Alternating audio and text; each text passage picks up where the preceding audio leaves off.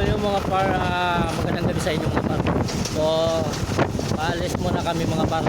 So, ngayon ngayong gabi yung biyahe namin papuntang Leyte mga par. So, pupunta muna kami dun sa may Fairview kasi pupuntahan namin yung mama ni sa pinsan ko. Kasi magkasabay kaming aalis papuntang Leyte mga par. So, yun. Update lang ako pag ando na kami sa kanila mga par. Yun.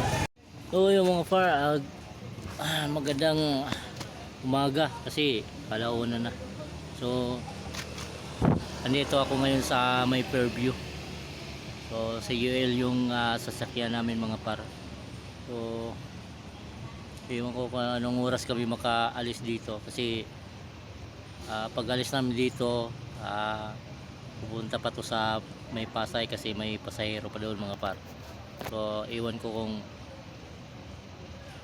siguro mga alas 3 na yun siguro talaga makalis kasi pag ano na ko sa Pasay doon ako lagi sa masakay ng bus mga par. Mga alas 3 na yung biyahe. At yun, dito ko sa may Fairview. Ito yung kuha nila mga par sa COL. Yun, kita-kita na tayo doon mga par.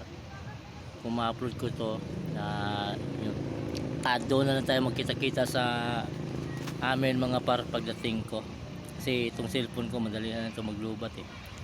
So yun lang mga par.